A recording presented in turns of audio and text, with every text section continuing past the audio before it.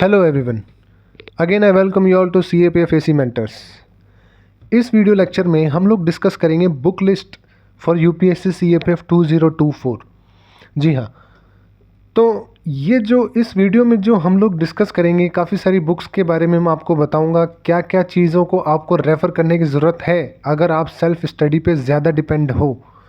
तो ये video lecture जो है बहुत ज़्यादा इंपॉर्टेंट होने वाला है उस पर्सपेक्टिव से, क्योंकि इसके अंदर किन चीज़ों पे ज़्यादा फोकस करना है, कौन सी बुक्स पे ज़्यादा फोकस करना है, हम लोग उन सभी चीज़ों के ऊपर जो है वो डिस्कस करेंगे इस वीडियो लेक्चर में। ठीक है, तो चलिए स्टार्ट करते हैं इसको। Book list for UPSC CAPF AC 2024 mostly for self study करने वाले स्टूडेंट्स के लिए। ठीक है, बाकी जो लोग वैसे भी कोर्स वोर्स ले रखा है उनके लिए भी बहुत ज़्यादा ज़रूरी है, क्योंकि देखो बुक्स तो उनको भी रेफ़र करनी पड़ेगी जो इस वीडियो में मैं आपको बताऊँगा। तो चलिए हम लोग इसको देख लेते हैं। तो स्टार्ट करने से पहले एक छोटा सा इंट्रो मैं आपको दे दूं।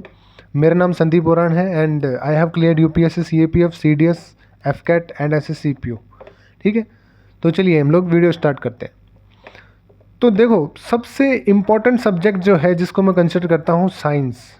आप लोग प्रीवियस ईयर क्वेश्चंस में देखना, इसके रिगार्डिंग आपको मिलेगा कि इसके अंदर हर साल आपको 25 प्लस के आसपास में क्वेश्चंस जो है वो आपको डेफिनेटली देखने को मिलते हैं। तो 25 प्लस क्वेश्चंस जो है वो कम नहीं होते। आप लेके चलो, मान लो 25 क्वेश्चंस ही आ गए, तो आप ये देखो ना, आपके टोटल 50 मार्क्स हो चुके हैं। पेपर टोटल 250 का आता है अपना पेपर 1। तो अब आप देख लो 50 प्लस मार्क्स जो है वो अकेला एक सब्जेक्ट लेके जा रहा है, साइंस। तो इसके रिगार्डिंग जो स्ट्रैटेजी है, जो बुक्स जो आपको फॉलो करनी है, उसके बारे में देखते हैं कि क्या जो है सबसे ज़्यादा ज़रूरी है आपके लिए इसको पढ़ने के अंदर। देखो, 6 to 8 NCERT जो है वो बहुत ही ज़्यादा बेसिक लेवल है। ये तो चलो ठीक है, आप नहीं भी करोगे तो भी चलेगा, लेकिन अगर किसी को साइंस बिल्कुल ही नहीं आती है तो देखो, आपको नॉर्मल जो बेसिक कॉन्सेप्ट है, कई बार UPSC क्या है, बेसिक चीज़ों से भी क्वेश्चन जो है वो घुमा के पूछती है। तो आपको देखो 6-7 पढ़नी पड़ेगी। बिल्कुल ही बेसिक कमज़ोर है तो देखो वो तो पढ़नी ही पड़ेगी आपको। इसके अंदर जो 7th क्लास की NCERT है वो इम्पॉर्टेंट रहेगी। आपको 8th क्लास की NCERT वो भी इम्पॉर्टेंट रहेगी, क्योंकि इसके अंदर माइक्रो ऑर्गेनिज्म का चैप्टर रहेगा आपके, इसमें वैक्सीन्स का चैप्टर रहेगा, डिजीज़ का भी चैप्टर रहेगा। तो वो सारे चैप्टर जो है 8th और 7th में आपको देखने को मिलेंगे। सॉरी। तो बेसिक चीज़ों के लिए 6 to 8 NCERT जो है वो ज़रूरी है। लेकिन साइंस को कवर करने में जो सबसे ज़्यादा ज़रूरी चीज़ जो है, जो आपको फॉलो करनी है, जिसको आप बिल्कुल भी इग्नोर नहीं कर सकते, वो है दोस्तों आपकी 9th और 10th क्लास की जो NCERT है वो। ठीक है, तो आपकी 9th-10th की NCERT जो है ये सबसे ज़्यादा इम्पॉर्टेंट है। अब जिस बात के ऊपर मैं जो बात कहने जा रहा हूँ उसके ऊपर फोकस करना। जब आप ये NCERT पढ़ो 9th और 10th क्लास की, तो इसको आप लाइन टू लाइन पढ़ना। मेरा इस बात को ध्यान से समझना, मैं बोल रहा हूँ लाइन टू लाइन। इसका मतलब हर एक लाइन में से क्वेश्चन जो है UPSC बना सकती है, क्योंकि प्रीवियस ईयर क्वेश्चन को जब आप लोग रेफ़र करोगे तो आपको दिखेगा कि छोटी छोटी लाइनों से भी जो है UPSC ने क्वेश्चन फ्रेम कर रखे हैं, और स्पेशली 9th और 10th क्लास की NCERT की बुक से। तो 6 to 8 NCERT मान लो अगर आप नहीं पढ़ते हो तो भी चलेगा, लेकिन 9th और 10th क्लास की जो साइंस की NCERT है वो आपको लाइन टू लाइन पढ़नी है। इनको पढ़ने के बाद में आपको 11th और 12th क्लास की जो NCERTs हैं उनके अंदर सेलेक्टिव चैप्टर पढ़ने हैं। ये नहीं कि हर चीज़ पढ़ने लग गए आप लोग, मतलब इक्वेशन सॉल्व करने लग गए, वो सब नहीं करना है। अपने को PYQ को देखते हुए अपने जो चैप्टर्स हैं वो सिलेक्ट करने हैं। जैसे कि मैं आपको बताऊं सबसे इंपॉर्टेंट चैप्टर 11th-12th क्लास में कैसे। देखो, जैसे कि 12th क्लास की जो बायोलॉजी की बुक है उसमें लास्ट के जो 4 चैप्टर्स हैं, है ना, लास्ट के जो 4 चैप्टर्स हैं वो आपके एनवायरनमेंट के अंदर काम आएंगे, तो वो आपको करना है। और 12th क्लास की NCERT के अंदर आपको डिजीज़ का चैप्टर भी मिलेगा। ठीक है, तो वो भी आपको कवर करना है। अब बात करते हैं 12th क्लास की जो केमिस्ट्री की जो बुक है। 12th क्लास की जो केमिस्ट्री की बुक है उसके अंदर लास्ट वाला जो चैप्टर है, science in everyday life, organic chemistry में लास्ट चैप्टर है साइंस इन एवरीडे लाइफ, वो आपको करना है। और एक पॉलीमर वाला जो चैप्टर है, एक चैप्टर है पॉलीमर वाला, वो आपको करना है। और एक चैप्टर है साइंस इन एवरीडे लाइफ, ये आपको करना है, ठीक है। तो ये 2 चैप्टर तो करने ही करने हैं। और आपके 11th क्लास की जो बुक है केमिस्ट्री की, उसके अंदर आपको एनवायरमेंटल केमिस्ट्री का एक चैप्टर मिलेगा, तो वो आपको भी कवर करना है, मतलब एनवायरमेंटल केमिस्ट्री। तो 11th-12th की एनसीईआरटी आपको पूरी नहीं पढ़नी ही, आपको ज़्यादा फोकस करना है 9th और 10th क्लास की एनसीईआरटी, और उसको भी आपको लाइन टू लाइन पढ़ना है, एक भी लाइन मिस नहीं होनी चाहिए। यहाँ तक कि जो इमेजेस होती हैं उसके नीचे जो भी स्टेटमेंट दी होती है वो भी आपको याद होनी चाहिए, क्योंकि वहाँ से भी क्वेश्चंस यूपीएससी ने बनाए हैं और आगे भी प्रोबेबिलिटी है कि उस टाइप के क्वेश्चंस बनेंगे। तो 9th-10th की एनसीईआरटी मोस्ट इंपॉर्टेंट है। 11th-12th की एनसीईआरटी उतनी इंपॉर्टेंट नहीं है, लेकिन जो सेलेक्टिव चैप्टर जो आप पढ़ोगे, जैसे कि पॉलीमर हो गया, साइंस इन एवरीडे लाइफ हो गया केमिस्ट्री में, ये बहुत ज़्यादा इंपॉर्टेंट है। आते हैं इसमें से क्वेश्चन और आए भी हैं, ठीक है। जैसे आपको प्रोटीन के बारे में, कार्बोहाइड्रेट, फैट के बारे में, ग्लूकोज के बारे में, ये सब आपको केमिस्ट्री की बुक में देखने को मिलेगा, और वो बेसिक चीज़ें पढ़नी है आपको। देखो, जिन चीज़ों में आपको लगता है ना कि एक बेसिक चीज़ें, मतलब एक सिंपल चीज़ बताता हूँ, जिन चीज़ों में आपको लगता है ना यार इक्वेशन है इसके अंदर तो पता नहीं डेरिवेटिव्स मतलब डिराइव करनी पड़ेगी, उन सबको छोड़ दो। लेकिन जहाँ पर आपको लगता है कि यार ये बेसिक साइंस है, नॉर्मल साइंस है, वो आप लोग पढ़ लो। उन्हीं चीज़ों को आप सिलेक्टिव स्टडी हम लोग बोल देते हैं उसको, ठीक है। जैसे कि आप लोग जो अपने पॉलीमर पढ़ोगे तो इसके अंदर आपको बेसिक चीज़ें मिलेगी, है हायर स्टैंडर्ड में, लेकिन चीज़ें एकदम नॉर्मल है, क्वेश्चन पूछती है यूपीएससी, ठीक है। अब कोलॉइड के बारे में आप पढ़ोगे, 11th क्लास की जो केमिस्ट्री की बुक है, शायद से 12th क्लास की, उसके अंदर कोलॉइड के बारे में चैप्टर है, वो आप पढ़ना, क्योंकि वो बेसिक साइंस है। कई बार क्वेश्चन आते हैं उसमें से, वैसे वो 9th क्लास में भी कवर हो जाएगा, लेकिन फिर भी 11th क्लास में सिलेक्टिव स्टडी जो है 11th-12th की, वो आप करना। तो साइंस को आप लोग बिल्कुल भी इग्नोर मत करना, बहुत ही ज़्यादा जो है स्कोरिंग सब्जेक्ट है ये। 9th और 10th क्लास की एनसीईआरटी मैंने यहाँ देखो आपके सामने पिक्चर भी पोस्ट कर रखी है, आप देख सकते हो आपके सामने।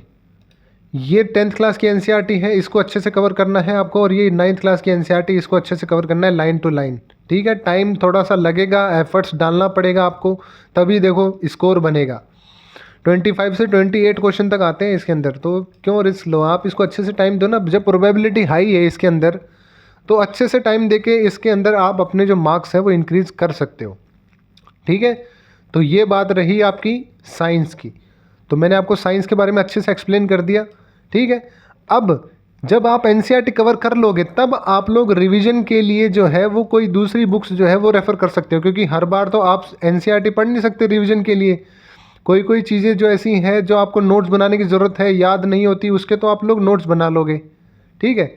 बाकी आप रिवीजन के लिए है ना, कोई एक स्टैंडर्ड बुक ले लो, या तो आप लोग अरिहंत की ले लो कोई बुक, अरिहंत की आती है एनसाइक्लोपीडिया करके, उसमें से जो है बहुत अच्छी से रिवीजन हो जाएगा। या फिर आप लूसेंट जीके जो आती है ना, उसके अंदर साइंस का जो सेक्शन है वो बहुत सिंपल एंड शॉर्ट आता है, उससे आप जो है रिवाइज कर सकते हो। या फिर एक लूसेंट की साइंस की भी स्पेसिफिक आप बुक आती है, तो वो भी आप कर सकते हो। साथ ही साथ आप लोग प्रीवियस ईयर क्वेश्चन प्रैक्टिस करो, और अपनी टेस्ट सीरीज़ जो है वो लगा के रखो। CAPF AC मेंटर्स ने जो है टेस्ट सीरीज़ लॉन्च कर रखी है, वो आप वेबसाइट पे जाके विजिट कर सकते हो, और जो टेस्ट सीरीज़ है उसको आप ज्वाइन कर सकते हो, ठीक है। तो ये हो गया आपका साइंस का प्रोग्राम। अब अपन नेक्स्ट सब्जेक्ट पे चलते हैं, हिस्ट्री। देखो, हिस्ट्री जो है कोई भी प्रेडिक्ट नहीं कर सकता। कई बार मॉडर्न से क्वेश्चन आ जाते हैं, कई बार मॉडर्न से क्वेश्चन नहीं आते, एंशंट से पूछ लेते हैं, या फिर कई बार वो मेडिवल से उठा लेते हैं। तो देखो, अगर आप लोगों को कवर करना है तो सबसे पहले आप मॉडर्न हिस्ट्री कवर करना, और वो भी आपको 8th क्लास की एनसीईआरटी पढ़नी है, प्लस आपकी जो थीम 3 है 12th क्लास की, उसको आपको अच्छे से पढ़ना है लाइन टू लाइन। याद रखना मेरी बात, इसको भी लाइन टू लाइन पढ़ना है, इसको भी। ये नहीं कि आप लोग स्टैंडर्ड बुक्स की तरह स्किप कर करके चलो यार ये इंपॉर्टेंट नहीं है, सब कुछ इंपॉर्टेंट है। एनसीईआरटी में एक एक लाइन इंपॉर्टेंट है, ठीक है। फर्स्ट चैप्टर से लेकर लास्ट चैप्टर तक जो 12th क्लास की थीम 3 है उसको अच्छे से रट्टा मारना है आपको, और 8th क्लास की जो एनसीईआरटी है उसको भी अच्छे से लाइन टू लाइन पढ़ना है मॉडर्न हिस्ट्री के लिए। इसको पढ़ने के बाद में आपको पढ़ना है एंशिएंट हिस्ट्री। मेडिवल को आप लास्ट के लिए छोड़ सकते हो, क्योंकि क्वेश्चंस बहुत कम आते हैं, कोई 5-6 साल में 1 या 2 बार क्वेश्चन आ गए तो इतना ही होता है। लेकिन मॉडर्न में लगभग चांसेस ज़्यादा हाई रहते हैं, इसलिए एनसीईआरटी अच्छे से कवर करते हैं। एंशंट के लिए आप 12th क्लास की जो थीम 1 है उसको आप अच्छे से कवर करो और 6th क्लास के एनसीईआरटी पढ़ो। कोई भी इमेज होती है उसके नीचे के पढ़ने, आपको इन्फॉर्मेशन बॉक्स जो रहता है उसको भी आपको कवर करना है। जो इन्फॉर्मेशन बॉक्स कई बार जो है वो एनसीईआरटी में बुक्स में आपको देखने को मिलेगा, जो एडिशनल इन्फॉर्मेशन जिसको बोलते हैं, उसमें से क्वेश्चन आते हैं। तो कुल मिला के बात ये है, जब आप हिस्ट्री कवर करो तो 12th क्लास की जो तीनों बुक्स हैं, 3 बुक्स हैं 12th क्लास की, उनको अच्छे से आपको लाइन टू लाइन पढ़ना है क्योंकि क्वेश्चंस आए हैं उसमें से। फिर आपको पढ़ना है, सेलेक्टिव स्टडी करनी है 10th क्लास की, 1 या 2 चैप्टर हैं उसके अंदर मॉडर्न हिस्ट्री के, वो आप कवर कर सकते हो। 8th क्लास की एनसीईआरटी अच्छे से पढ़नी है। और मेडिवियल के लिए मैं बताऊं स्पेशली, जिसको अगर जिन स्टूडेंट्स को लगता है कि यार मुझे मेडिवियल अच्छे से कवर करनी है लेकिन टाइम नहीं बच रहा, तो उनके लिए मैं बताऊं, सेल्फ स्टडी वालों के लिए देखो, मेडिवियल के लिए सबसे बेस्ट बुक है आपकी 7th क्लास की एनसीईआरटी। ठीक है, 7th क्लास की एनसीईआरटी जो है वो मेडिवियल हिस्ट्री के लिए बहुत ही ज़्यादा इम्पॉर्टेंट है। ठीक है, तो मॉडर्न के लिए मैंने आपको बता दी 12th क्लास की बुक और 8th क्लास की बुक। एंशिएंट के लिए मैंने बताई 6th क्लास की बुक और 12th क्लास की थीम 1। और अगर जो मेडिवल हिस्ट्री जिसको पढ़नी है उसके लिए 12th क्लास की थीम 2 वो तो करनी ही करनी है, प्लस 7th क्लास की जो एनसीईआरटी है वो भी आपको कवर करनी है, और ये भी लाइन टू लाइन आपको कवर करनी है। आई होप कि आपको समझ में आ रही है जो मैं समझाने की कोशिश कर रहा हूँ। ठीक है, एनसीईआरटी ख़त्म करने के बाद में ही आप लोग स्पेक्ट्रम फॉर मॉडर्न हिस्ट्री की तरफ जाना, उससे पहले इसको देखना भी मत, क्योंकि प्रोबेबिलिटी एनसीईआरटी की हाई है, वहीं से क्वेश्चन आने की ज़्यादा हाई प्रोबेबिलिटी है। इसीलिए सेल्फ स्टडी की बात करूँ तो मैं एनसीईआरटी की ही बात करता हूँ हमेशा, क्योंकि मैं खुद इस स्टेज से गुजरा हुआ हूँ, काफ़ी एक्सपीरियंस है इस फील्ड में मुझे, तो वही चीज़ मैं जो है आपको बता रहा हूँ। और मेडिवल के लिए आप लोग एंशिएंट और मेडिवल के लिए कंबाइंड आप तमिलनाडु बोर्ड की जो बुक है वो भी आप रेफ़र कर सकते हो हिस्ट्री की। ठीक है, लगभग आपको 320 पेजेस की ये बुक्स जो है वो आपको देखने को मिलेगी। लगभग 320 पेजेस रहते हैं इसके अंदर। 11th क्लास की बुक है, इसके अंदर आपकी एंशिएंट और मेडिवल दोनों कवर हो जाएगी। तो आप तमिलनाडु बोर्ड की जो बुक है वो भी रेफ़र कर सकते हो।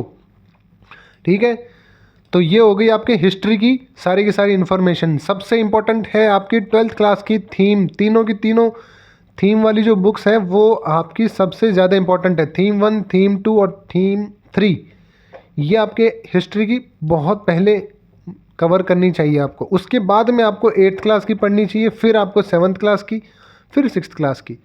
और फिर टाइम बचता है तो देखो तमिलनाडु बोर्ड की बुक है ना, आप पढ़ ही लेना, अच्छा रहेगा, थोड़ी एडिशनल इन्फॉर्मेशन मिलेगी, क्वेश्चंस आते हैं उसमें से, आए भी हैं, तो आप लोग इसको रेफ़र कर लेना।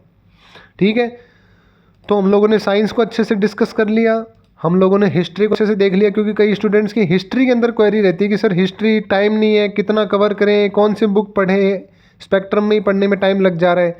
तो देखो सबसे बेस्ट है, ज़्यादा स्टैंडर्ड बुक्स पढ़ने की ज़रूरत नहीं है, मेनली एनसीईआरटी फोकस करो। आपकी तमिलनाडु बोर्ड की बुक है, आप इसको रेफ़र करो। ठीक है, ये आपका लगभग 10 दिन में आपका कवर हो जाएगा, 10 से 15 दिन में अगर आप अच्छे से कवर करो अभी भी, तो 10 दिन तो बहुत ज़्यादा यार, बहुत आराम से हो जाएगा आपका हिस्ट्री कवर। ठीक है, रिवीजन के लिए आप हाईलाइट करते रहना बुक्स में ही और उसी में रिवाइज करना। ठीक है, तो अपन अब चलते हैं आगे। पॉलिटी के लिए तो देखो बहुत ही सिंपल सोर्स है, एम लक्ष्मीकांत तो आपको पढ़नी ही पढ़नी है। साथ में आपकी जो इंडियन कॉन्स्टिट्यूशन एट वर्क, ये वाली जो बुक है 11th क्लास की, ये भी आपको जो है रेफ़र करनी है। इसको भी लाइन टू लाइन पढ़ लेना आप लोग, क्योंकि कई बार क्वेश्चन आते हैं इसमें से।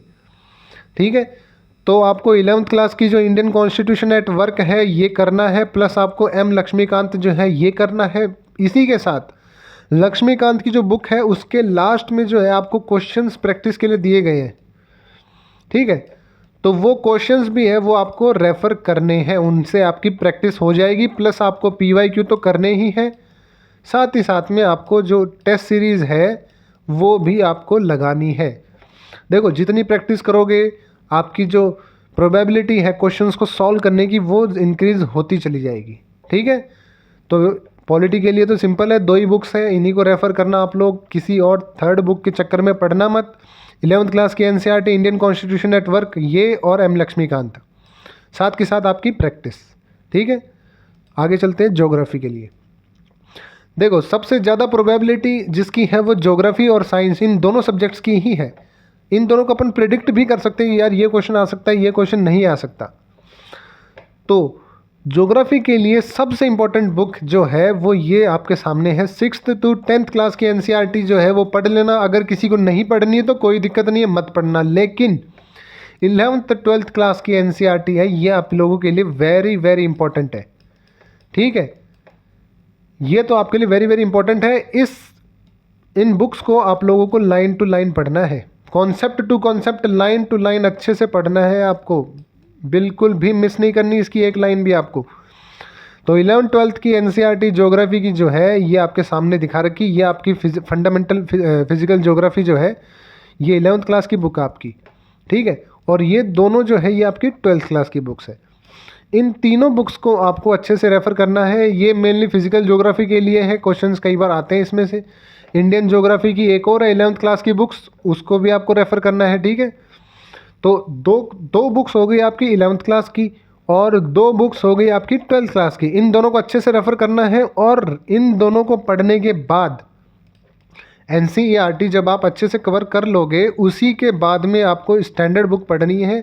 और ज्योग्राफी में स्टैंडर्ड बुक जो है वो है आपकी जीसी लियोंग। ठीक है, तो पहले NCERT, first priority would be NCERT, then second priority जो होगी वो आपकी होगी जीसी लियोंग। अब देखो, किसी को माजिद हुसैन पढ़ना अच्छा लगता है, किसी को महेश कुमार बर्नवाल की जो बुक आती है वो रेफ़र करना अच्छा लगता है। तो देखो, आप लोग अपनी सहूलियत के हिसाब से जो आपको समझ में आती है वो आप रेफ़र कर सकते हो। ठीक है, सभी की चॉइसेस अलग अलग हो सकती हैं, लेकिन एनसीईआरटीज़ में कोई भी चॉइसेस नहीं है। मेरी बात को ध्यान से सुनो, एनसीईआरटी में कोई भी चॉइस नहीं है। स्टैंडर्ड बुक्स में चॉइस है, आप महेश कुमार बर्नवाल पढ़ लो, जीसी लियोंग पढ़ लो, कुछ भी पढ़ लो जो आपको अच्छी लगती है, लेकिन एनसीईआरटी सबसे पहले, उसके बाद में दूसरी बुक्स। ठीक है, 6th to 10th एनसीईआरटी में मोस्टली इंपॉर्टेंट जो है वो आपकी 9th और 10th क्लास की बुक है। तो ये दोनों आप रेफ़र कर लो। अगर 6th 7th 8th आप लोग नहीं पढ़ना चाहते, कोई दिक्कत नहीं है, टाइम कम है, तो आप लोग 9th क्लास की बुक, 10th क्लास की बुक और ये 11th 12th की ये आप पढ़ लो। ठीक है, मोस्ट इंपॉर्टेंट जो है वो मैंने आपको बताई है 11th और 12th क्लास की बुक्स है, ये तो आपको रेफ़र करनी है, प्लस आपको स्टैंडर्ड बुक रेफ़र करनी है कोई भी एनसीईआरटी कवर करने के बाद में। इसी के साथ में आपको प्रीवियस ईयर क्वेश्चन जो है वो प्रैक्टिस करते रहना है रेगुलर, प्लस आप जो है टेस्ट सीरीज़ जो है वो भी प्रैक्टिस करते रहनी है आपको। ठीक है, CAPF AC मेंटर की वेबसाइट पे आप लोग जाइए और टेस्ट सीरीज़ जो है वो आप देख सकते हैं। नेक्स्ट सब्जेक्ट की तरफ चलते हैं, इकोनॉमी। देखो, इकोनॉमिक्स में मोस्टली क्वेश्चन जो है वो करंट अफेयर से आते हैं आपके। ठीक है, तो जब आप करंट अफेयर करोगे ना तो लगभग क्वेश्चन जो है इकोनॉमिक्स के उसमें से कवर हो जाएंगे। फिर भी आपको अगर बेसिक क्वेश्चन पढ़ने हैं, बेसिक आपके बहुत कमज़ोर है फंडामेंटल्स आपके इकोनॉमिक्स के, तो आप 11th क्लास की एनसीईआरटी पढ़ना। उसके अंदर आपको जो बेसिक डेफिनेशंस जो है वो आपको देखने को मिलेगी। तो डेफिनेशन के लिए आप 11th क्लास की एनसीईआरटी जो है वो फॉलो करना। ये है इंडियन इकोनॉमिक डेवलपमेंट। भाई, इंडिया की इकोनॉमी में पहले जो 1991 के अंदर LPG रिफॉर्म्स आए थे उसके बारे में है, ह्यूमन रिसोर्स क्या होते हैं वो सब है, जो मतलब इम्पॉर्टेंट डेफिनेशंस जो है, मतलब एक मतलब आपकी जो नींव है वो है इस बुक में। इकोनॉमिक्स एक्चुअली है क्या वो आपको इसमें समझ में आएगा, तो ये आप पढ़ सकते हो। अगर किसी को नहीं पढ़नी, बेसिक चीज़ें कॉन्सेप्ट क्लियर है, तो देखो आप लोग 12th क्लास की जो मैक्रो इकोनॉमिक्स है वो आपको पढ़नी है। ये है आपके सामने मैक्रो इकोनॉमिक्स की बुक, ये रेड कलर की। ठीक है, पहले आपको मैक्रो इकोनॉमिक्स पढ़नी है और फिर टाइम बचे तभी आपको माइक्रो इकोनॉमिक्स पढ़नी है, नहीं तो आपको नहीं पढ़नी। माइक्रो इकोनॉमिक्स की बुक है ये वाली। क्वेश्चंस आते हैं माइक्रो इकोनॉमिक्स में से भी, लेकिन ज़्यादा क्या है, कई बार क्वेश्चंस मैक्रो से ही ज़्यादा आते हैं। लेकिन आप लोग 2019 के PYQ देखोगे तो आपको देखने को मिलेगा लगभग 10 से भी ज़्यादा क्वेश्चन माइक्रो इकोनॉमिक्स के आए हैं। तो अगर आप रिस्क नहीं लेना चाहते तो ये जो माइक्रो इकोनॉमिक्स है इसमें से आप सेलेक्टिव स्टडी जो है वो कर सकते हो। जो मेन कॉन्सेप्ट है, जैसे कि इनडिफरेंशियल कर्व हो गया, डिमांड सप्लाई के जो कॉन्सेप्ट है वो हो गए। ठीक है, और जो आपके जो प्राइस फ्लक्चुएट होती है वो सब आप कर सकते हो इसके अंदर। तो कर्व वगैरह हो गए, ये सब आप इसमें से जो मोटी मोटी इन्फॉर्मेशन है वो आप देख सकते हो।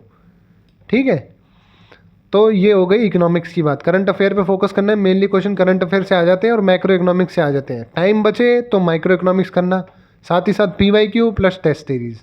ठीक है, आगे चलते हैं। मैथ्स एंड रीजनिंग सिंपल आती है। मैथ्स एंड रीजनिंग कई बार जो पेपर का जो लेवल है मैथ्स का वो थोड़ा सा डिफ़िकल्ट हो जाता है। जैसे कि 2023 के अंदर आपको देखने को मिलेगा कि थोड़ा सा मैथ्स का जो लेवल था वो थोड़ा सा डिफ़िकल्ट था, और कंपैरेटिवली अगर पीछे प्रीवियस ईयर क्वेश्चंस की बात करूँ तो उससे कंपैरेटिवली थोड़ा डिफ़िकल्ट था। तो आप लोगों को RS अग्रवाल की जो बुक है ये वाली क्वांटिटेटिव एप्टीट्यूड, ये आप फॉलो कर सकते हो। बेसिक कॉन्सेप्ट के साथ में ये बुक है। आपके कॉन्सेप्ट जो है वो इसमें अच्छे से क्लियर हो जाएंगे, तो आप क्या है दिक्कत नहीं होगी आपको। आप आराम से टाइम लेके अपना क्वेश्चन को एग्ज़ाम में सॉल्व कर सकते हो। ठीक है, RS अग्रवाल की बुक है, इंपॉर्टेंट है, ये आप कर सकते हो। प्रीवियस ईयर क्वेश्चन CAPF के और CDS के जो है वो आप लगा सकते हो मैथ्स की प्रैक्टिस के लिए। ठीक है, रीजनिंग के कोई इक्के दुक्के क्वेश्चन आते हैं वो सबसे हो जाते हैं। मैथ्स में कई बार दिक्कत आती है, तो वो आप जब प्रीवियस ईयर क्वेश्चन सॉल्व करोगे और ये वाली बुक जो लगाओगे तो आपकी प्रैक्टिस जो है वो अच्छे से हो जाएगी। ठीक है, तो ये मैथ्स की बात हो गई। अब एनवायरनमेंट की बात हो गई। 11th क्लास की केमिस्ट्री के अंदर एनवायरमेंटल केमिस्ट्री है, वो मैंने आपको बता ही दिया। और लास्ट के जो 4 चैप्टर्स हैं 12th क्लास की बुक के, वो आपको करना है। ठीक है, और चैप्टर 14 है ये एनवायरमेंटल केमिस्ट्री का, ये आप लोग देख लेना। और बायोलॉजी के 12th क्लास के NCERT के लास्ट के 4 चैप्टर्स हैं, ये आपको मस्ट है, ये करने, ये वेरी वेरी इंपॉर्टेंट है फ्रेंड्स। एनवायरनमेंट की अगर मैं बात करूँ तो 12th क्लास के NCERT जरूरी है। 11th क्लास के NCERT में एक चैप्टर है एनवायरमेंटल केमिस्ट्री, वो भी आप लोग देख सकते हो। ठीक है, प्लस इसके साथ में अगर आपको कोई स्टैंडर्ड बुक फॉलो करनी है या फिर आप किसी कोचिंग को फॉलो कर रहे हो तो आप उसके नोट्स जो है वो आप फॉलो कर सकते हो। ठीक है, कोई भी कोचिंग को फॉलो कर रहे हो या फिर कहीं से आप लोगों ने कोर्स परचेज कर रखा है तो वो आप फॉलो कर सकते हो। अब जैसे कि CAPF AC मेंटर्स में क्या है, स्टूडेंट्स ने कोर्स ज्वाइन कर रखा है तो उनके लिए जो लेक्चर्स हैं वो मोर देन इनफ है, क्योंकि काफ़ी अच्छे से एक्सप्लेन कर रखा है उसके अंदर। बाकी 12th क्लास की NCERT तो पढ़नी है, प्लस नोट्स जो है आपके वो पढ़ लेना, प्रीवियस ईयर क्वेश्चन लगा लेना और टेस्ट सीरीज लगा लेना, बहुत है, मोर देन इनफ है। एनवायरनमेंट के इतने ज़्यादा क्वेश्चन आते भी नहीं है, कम से कम 3 से 5 क्वेश्चन आपको देखने को मिल जाते हैं, और फिर वो ज्योग्राफी में कवर हो जाता है बाकी पार्ट। ठीक है, आगे चलते हैं। पेपर 2 की बुक लिस्ट। देखो, ग्रामर के लिए आपको SP बख्शी जो है वो फॉलो करनी है। ये आपके सामने बुक है SP बख्शी की, इसको आप लोग फॉलो कर सकते हो। अगर ये समझ में नहीं आती, किसी को रेन एंड मार्टिन अच्छी लगती है तो आप लोग रेन एंड मार्टिन यूज़ कर सकते हो। ठीक है, आप लोग अपने सहूलियत के हिसाब से कोई भी बुक फॉलो कर लो, लेकिन मेन वो है कि आपको समझ में आनी चाहिए। देखो, मैं तो रिकमेंड करता हूँ SP बख्शी, इसकी लैंग्वेज जो है वो ईजी भी है, समझ में भी अच्छे से आता है और काफ़ी सारे क्वेश्चन पढ़ भी जाते हैं। ठीक है, तो SP बख्शी जो है वो आप लोग फॉलो कर सकते हो ग्रामर पार्ट के लिए। न्यूज़पेपर आपको डेली पढ़ना है, रीडिंग हैबिट आपकी डेवलप होगी, पैराग्राफ को समझने का जो तरीका है वो आपका अच्छा और इम्प्रूव होगा। न्यूज़पेपर पढ़ोगे तो आपको एसे, आर्गुमेंट राइटिंग और आपकी जो रिपोर्ट राइटिंग है, तीनों में हेल्प मिलेगी। कॉम्प्रीहेंशन में भी हेल्प मिलेगी, रीडिंग एबिलिटी बढ़ेगी आपकी, और प्रेसी राइटिंग में भी आपकी जो है हेल्प होगी। समग्र मैगज़ीन जो मैंने आपको प्रीवियस वीडियोस में बताया है और मैंने स्लाइड्स भी दिखाई है समग्र मैगज़ीन की, ये तो मोस्ट इम्पॉर्टेंट आपके लिए पेपर 2 के लिए। तो CAPF AC मेंटर ने समग्र मैगज़ीन जो है वो इसी साल लॉन्च करी है और आप लोगों को अवेलेबल हो जाएगी। वेबसाइट पे जाके विजिट करिए, बहुत ही छोटे से प्राइस पे आपको अवेलेबल है ये मैगज़ीन पेपर 2 के लिए। सेलेक्टिवली टॉपिक्स जो है वो इसके अंदर डाल रखे हैं, purely current affair based magazine जो है ये आपके लिए अवेलेबल कराई गई है। तो आप लोग जो है समग्र मैगज़ीन को जो है वो फॉलो कर सकते हो। ठीक है, और रही बात इंटरनल सिक्योरिटी की, तो ये अशोक एंड विपुल की जो बुक है वो आती है, ये आप लोग जो है फॉलो कर सकते हो। अशोक कुमार एंड विपुल की चैलेंजेस टू इंटरनल सिक्योरिटी की बुक है, इसको आप लोग फॉलो कर सकते हो। ठीक है, तो ये हो गई आपकी पेपर 2 की। बाकी पेपर 2 में मेनली फ्रेंड्स मैं आपको बताऊं, मेनली आपकी जो प्रैक्टिस है और आपकी जो कॉमन सेंस है वो काम में आती है। ठीक है, तो कॉमन सेंस सबसे बड़ी चीज़ होती है पेपर 2 में। तैयारी तो होती है लेकिन कॉमन सेंस उससे भी ज़्यादा है फिर, तो इस चीज़ का ध्यान रखना है। प्रीवियस ईयर क्वेश्चन जो है आप लोग देख लेना, स्पेसिफिकली आपकी जो कॉम्प्रिहेंसिव है उसके लिए, प्रेसी राइटिंग के लिए। और आप लोग जो है वो टेस्ट सीरीज़ जो है वो आप लोग ज्वाइन करिए पेपर 2 के लिए और पेपर 1 के लिए, दोनों के लिए। ठीक है, आपकी बहुत अच्छे से प्रैक्टिस हो जाएगी पेपर 2 की टेस्ट सीरीज़ से, क्योंकि आपको क्वेश्चन जो है वो फ्रेम होके मिलेंगे, आपको मॉडल आंसर मिलेंगे, आपको अच्छा फीडबैक मिलेगा। तो उस एंगल से टेस्ट सीरीज़ जो है आपकी प्रिपरेशन को और अच्छे से बूस्ट करेगी। ठीक है, तो ये जो है सेल्फ स्टडी के लिए मैंने सारी चीज़ें आपको बताई हैं कि किस हिसाब से आप लोग अपनी प्रिपरेशन जो है वो कर सकते हैं। साइंस के बारे में हम लोगों ने डिस्कस किया, हम लोगों ने हिस्ट्री के बारे में डिस्कस किया। कई लोगों को हिस्ट्री में बहुत दिक्कत आती है, तो इस वीडियो से आपको बहुत हेल्प मिलेगी। पॉलिटी तो लगभग सबको पता ही होगी। ज्योग्राफी के बारे में डिस्कस किया हम लोगों ने, NCERT 11th-12th की मोस्ट इंपॉर्टेंट है, प्लस GC लियोंग। इकोनॉमिक्स की बात करी हम लोगों ने, मैथ्स रीजनिंग की बात करी, एनवायरनमेंट की बात करी और पेपर 2 की बात करी। पेपर 2 में मोस्टली प्रैक्टिस ज़्यादा ज़रूरी है, और आप लोग टेस्ट सीरीज ज्वाइन करोगे तो उसमें रिव्यू आपको देखने को मिलेंगे, उससे आपकी ज़्यादा हेल्प होगी। ठीक है, तो आई होप कि आप लोगों को इस वीडियो में काफ़ी ज़्यादा हेल्प मिली होगी, और आप लोग अपनी प्रिपरेशन अच्छे से करते रहिए। CAPF AC मेंटर्स आप लोगों के साथ में है ही, आप लोग टेस्ट सीरीज ज्वाइन कर सकते हो www.capfac वेबसाइट पे जाके। ठीक है, तो आप लोग अपनी प्रिपरेशन अच्छे से करिए। ठीक है friends, thank you very much. जय हिंद दोस्तों।